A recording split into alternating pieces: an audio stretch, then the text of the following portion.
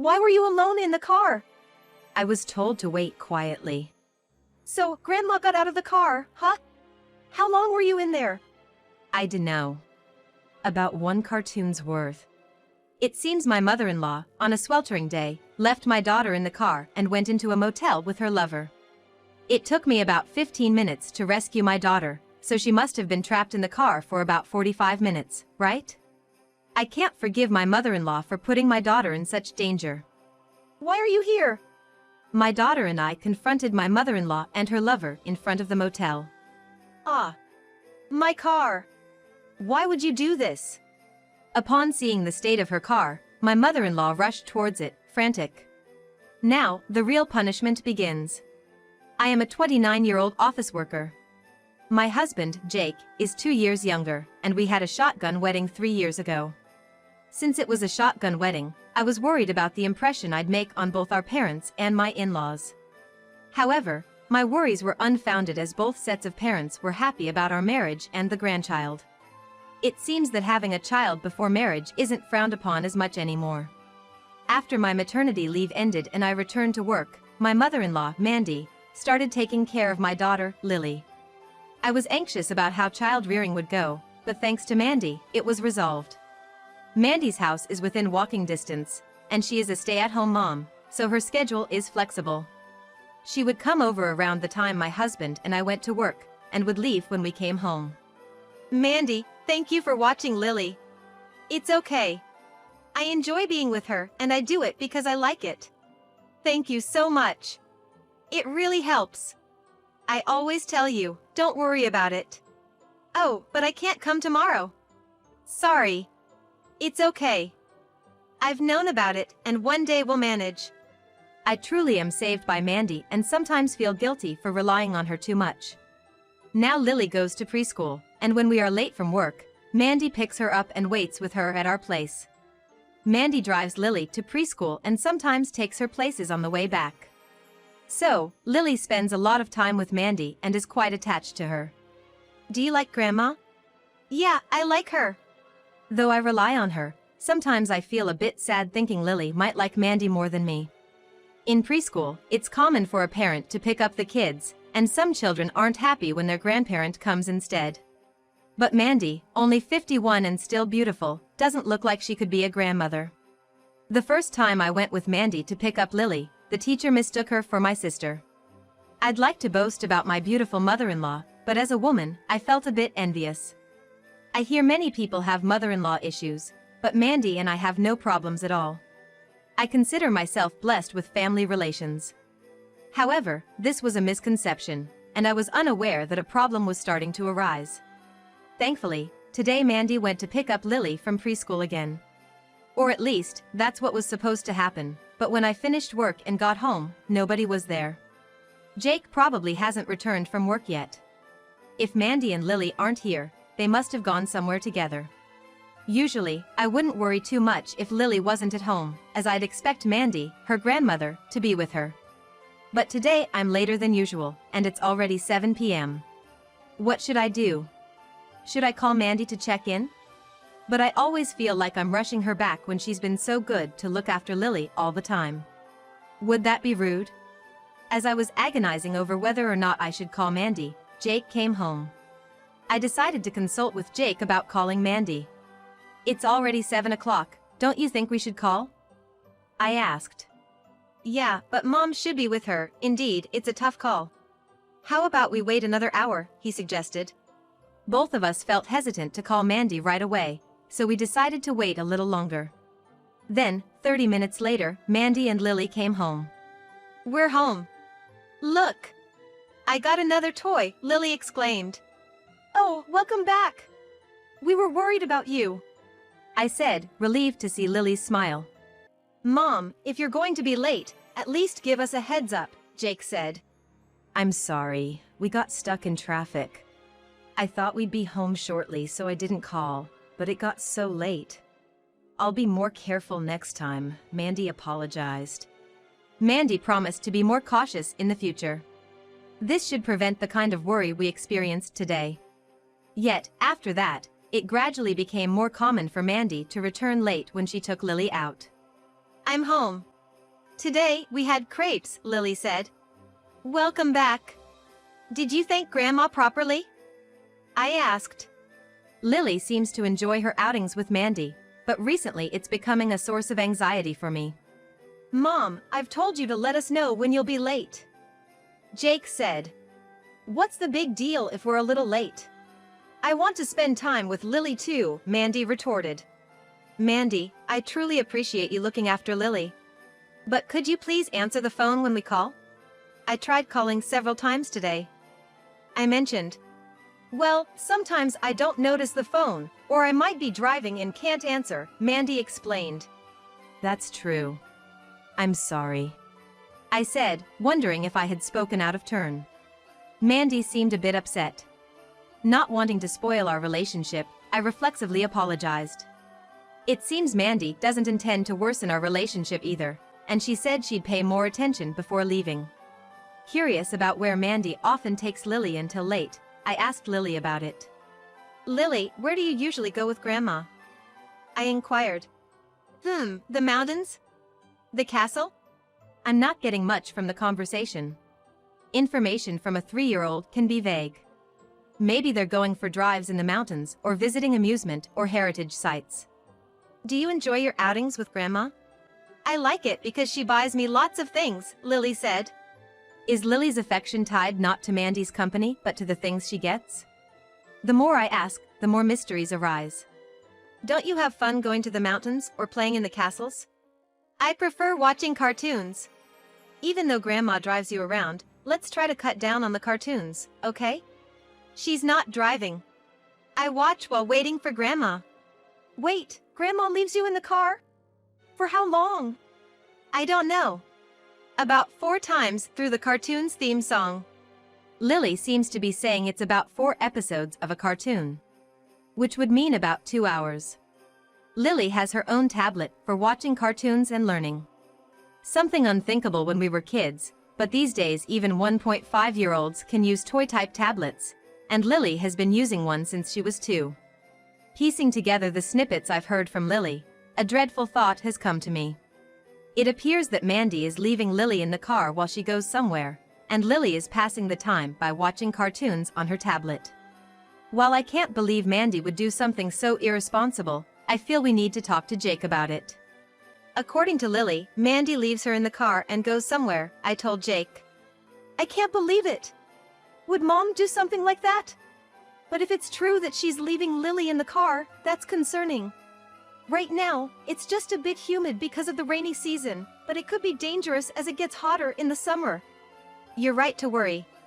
Let's look into this. The next day, we confronted Mandy, the mother-in-law who had returned home late with our daughter, Lily.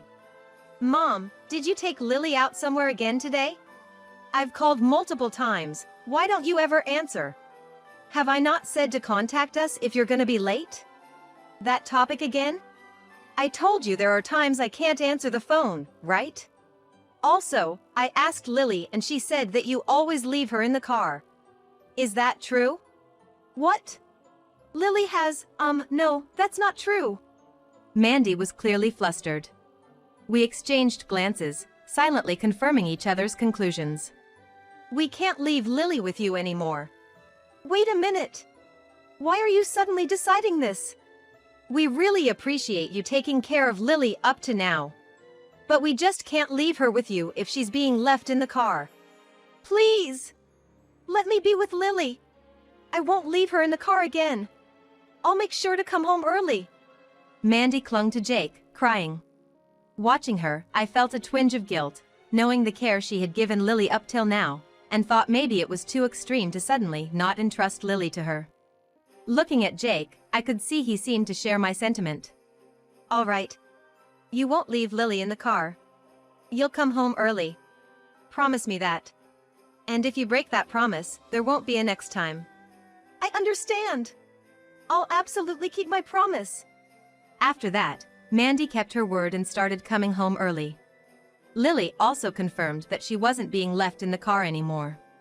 It was a relief that Mandy was a person who could be reasoned with. However, that relief was short-lived as a month later, she started coming home late again. Mom!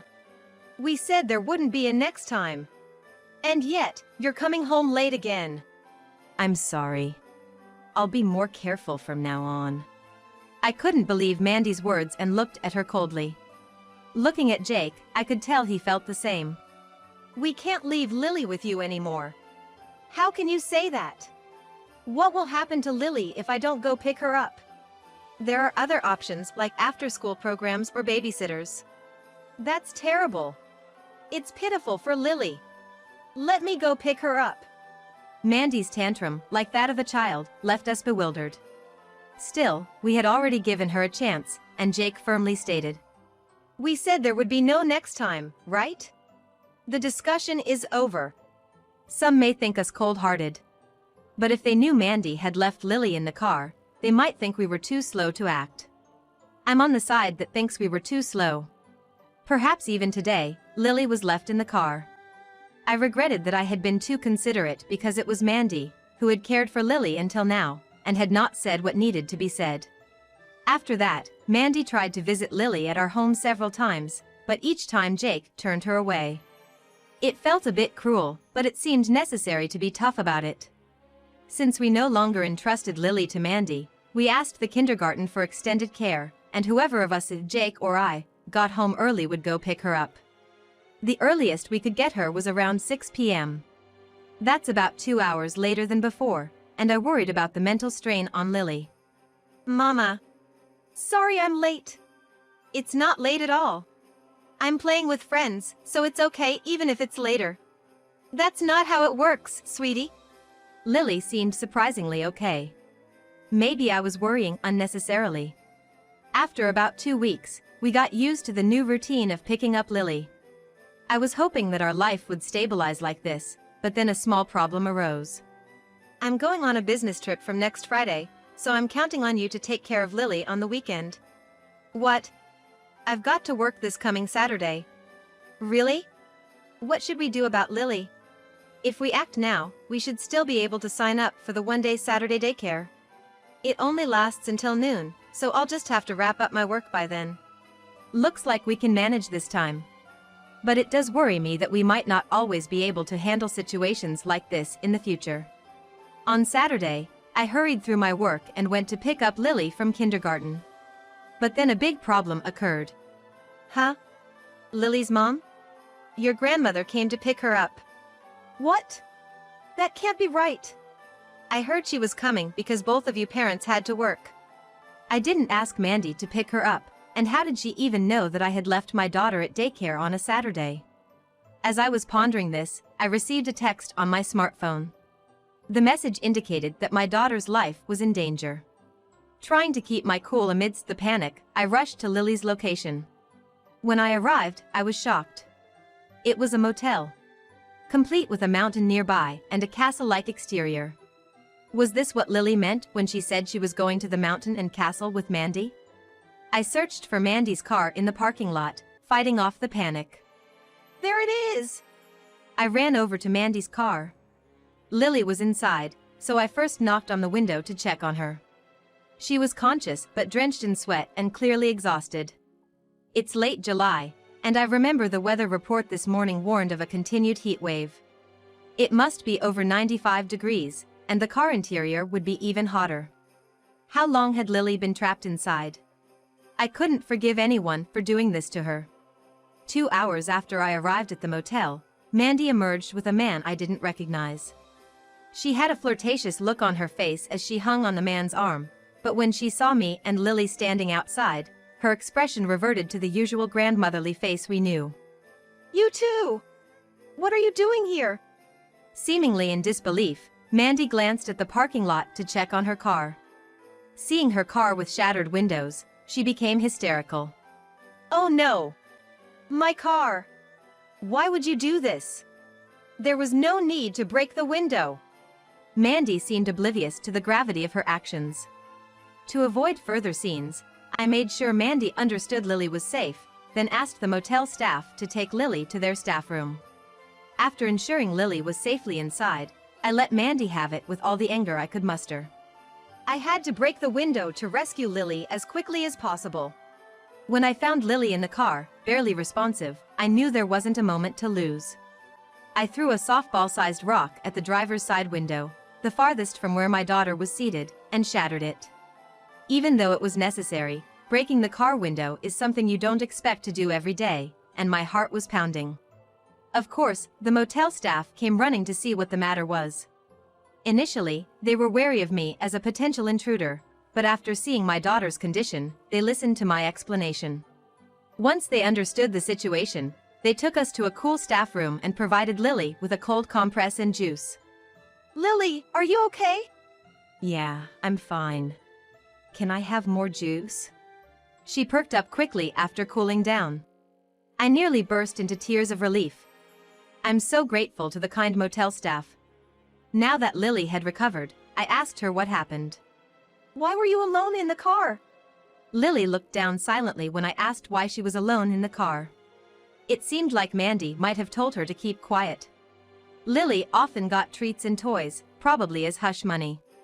You got some juice from the motel staff, didn't you? They said they want to hear your story. Grandma told me to wait quietly. Lily answered in a small, anxious voice without looking up. Don't worry, everything's going to be okay. I'll make sure you won't get scolded for this. How long were you in the car? For the duration of one cartoon. So, after watching that cartoon, you contacted me, right? Yeah. It took about 15 minutes for me to receive the email and arrive at the motel, so Lily was probably trapped in the car for about 45 minutes in total. At first, the air conditioning had kept the car cool, but as the engine was turned off, the interior must have gradually heated up. Lily must have sent me a SOS text after she couldn't stand the heat inside the car once the cartoon had finished.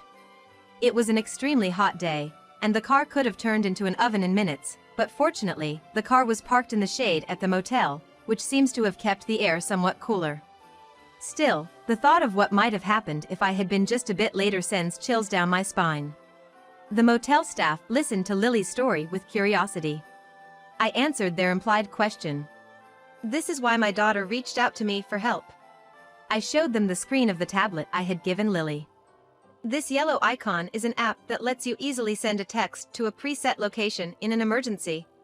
It's simple to use, just open the app and tap this button here. It's set to send a text with the time and place to my phone. After Mandy first left Lily in the car, I warned her to be more careful next time and forgave her, but I couldn't just leave Lily in her care again without taking some kind of action. So, I installed this app on the tablet just in case, and taught Lily how to use it. For Lily, who's adept at using a tablet, operating this app was a piece of cake.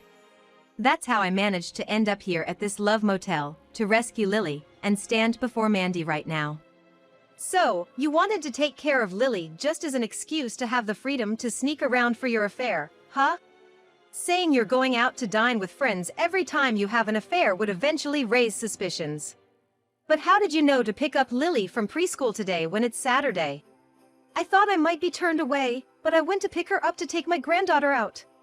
When I got there, no one was home, and the house was empty. So I wondered if maybe the two of them had left Lily at preschool because of work. That's why I peeked into the preschool. And there was Lily. Your purpose wasn't really to spend time with Lily, was it? You just used her as a tool to cover up your affair, planning to lie later about wanting to play with her, right? My anger grew as I realized how Lily's life had been put in danger and how she had been used as a tool to conceal an affair. As I continued to scold Mandy, shrinking back more and more, the timid lover who had only been observing till now tried to interject into the conversation. I'm sorry, I was wrong too. Quiet. Your story can wait.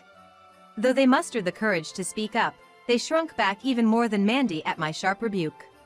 Right now, I'm talking to Mandy, and I don't want to be disturbed. Don't you understand how dangerous it is to leave someone trapped in a car? But I did give her a drink, and it was only for a short time. What part of 2 hours seems short to you? In this heat, Lily was nearly at her breaking point. But I couldn't just bring her into the motel. Obviously.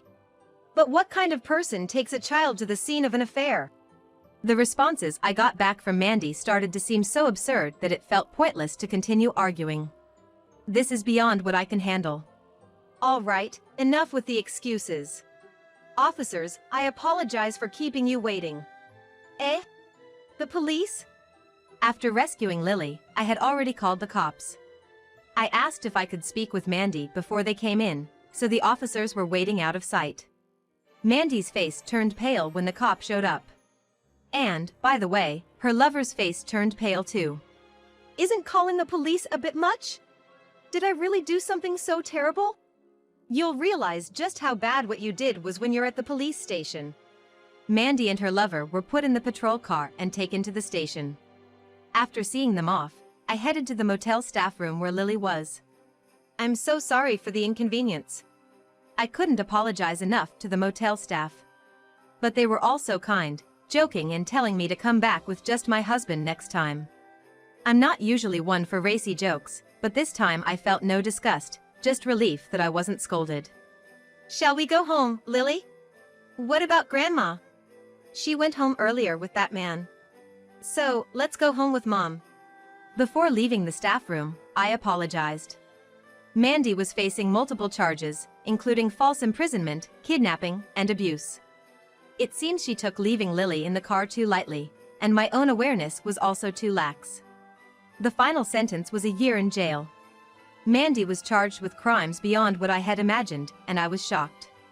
The most severe of her crimes was apparently the false imprisonment, which carries no fine but only imprisonment. I learned a lot from the police. Mandy's affair had started last fall.